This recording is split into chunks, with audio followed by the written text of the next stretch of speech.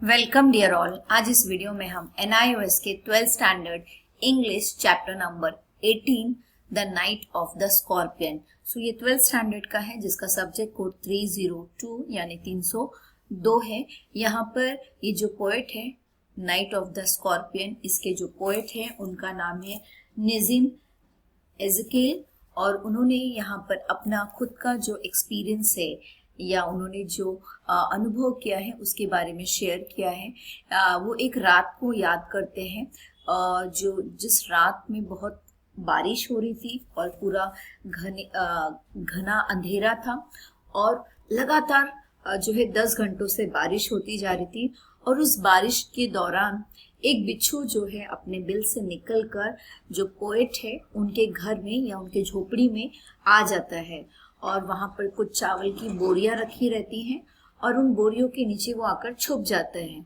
और जो पोएट की माँ है वो कुछ काम करने के लिए या कह सकते हैं चावल लेने के लिए वो वहां पर आती है उस कमरे में, उस जहाँ पर बिच्छू था।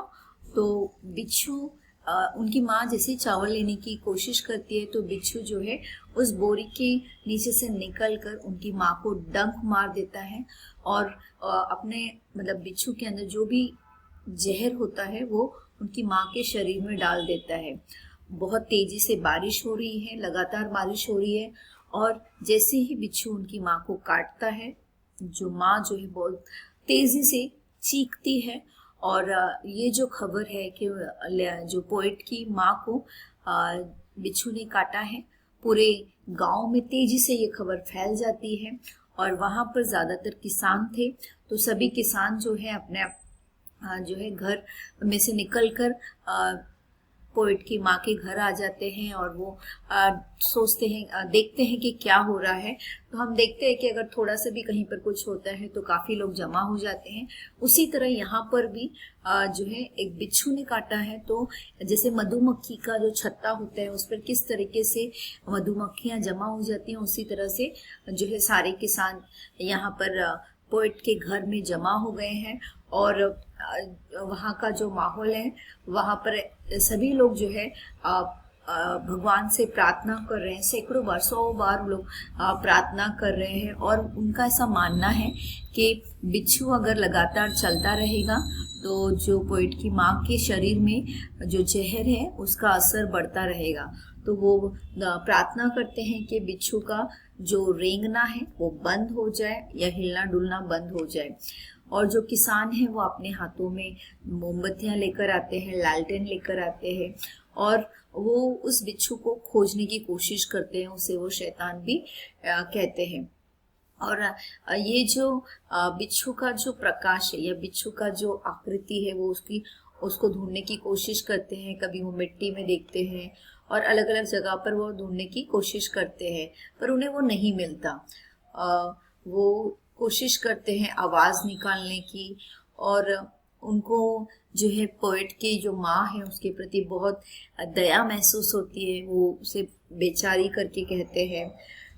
जब वे बिच्छू को ढूंढ नहीं पाते हैं तो वो लगातार जो है पूजा करते हैं, सत्संग करने लगते हैं, भजन करना शुरू कर देते हैं। वे बोलते हैं कि इसकी माँ जो है यानी पोएट की माँ को इस जन्म में बहुत जो है तकलीफें सहन करनी पड़ रही है तो उनका जो तकलीफ है वो कम हो जाए और उनके जो जितने भी पाप है जिसके कारण उसको बिच्छू ने काटा है वो जल्द से जल्द धुल जाए या हट जाए। और इस बीच क्या हो रहा है कि पूरे शरीर में जो है ये जो जहर है वो फैलता जा रहा है और जो है वो लोग क्या प्रार्थना कर रहे हैं, जो गांव के लोग हैं वो प्रार्थना कर रहे हैं कि पोएट की जो माँ है उसके जो भी इच्छाएं हैं वो जो है नष्ट हो जाए और वो एकदम शुद्ध हो जाए, वो एकदम पवित्र हो जाए। बट जो पोएट की माँ है वो कंटिन्यूसली दर्द से जो है करहा रही है और उसके आजू बाजू सब लोग उसको घेर के बैठे हैं और कुछ भी नहीं कर रहे। फिर अचानक क्या होता है, उन लोग देखते हैं कि कवि जो है, कवि के पिता जो है समझदार व्यक्ति थे, उनके जो पापा थे, उन्होंने क्या किया, डंक लगे जो अंगूठे पर, यानी कि जो अंगूठा था जिस पे डंक लगा हुआ था उस पर कुछ दवा लगाई, जड़ी बूटी लगाई, उसका लेप लगा दिया।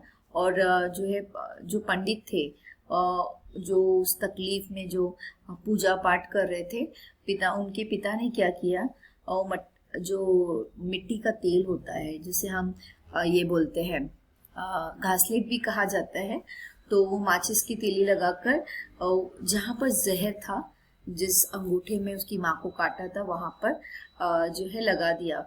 करीबन ये 24 घंटे का समय लगा और जो है बिच्छू ने जो काटा था उस दर्द से उसकी माँ को, जो पोएट की माँ को थोड़ा सा आराम मिला, वो दर्द कम हुआ। लेकिन यहाँ पर हम देखते हैं कि जो पोएट की माँ थी उस तकलीफ से गुजर रही थी, उस तकलीफ में उसने ना तो बिच्छू को कुछ बुरा भला कहा कुछ, और ना ही अपनी किस्मत को कुछ कहा, और ना ही उसने किसी को भी कुछ नहीं कहा, पर उसने जो है भगवान को धन्यवाद किया, उसने थैंक्स बोला कि जिससे उसे जो भी तकलीफ हुई लेकिन फिर भी वो ठीक हो गई, वहां पर उसका दर्द कम हो गया और वो अपने बच्चों को देखभाल कर सकती है। और वहां पर वो जो है ईश्वर को, परमेश्वर को धन्यवाद देती है। तो ये पोयम बहुत ही सुंदर है। इस पोयम में जो निज़ीम एज़ेकिएल है, उन्होंने अपने खुद के एक्सपीरियंस को, उनकी माँ के साथ जो घटना हुई उसको उन्होंने यहाँ पर बताया है। आई होप ये पोयम आपको समझ में आई होगी। अगर आपको मेरे वीडियो पसंद आते हैं, लाइक करें, शेयर करें, सब्सक्राइब करें। Thank you.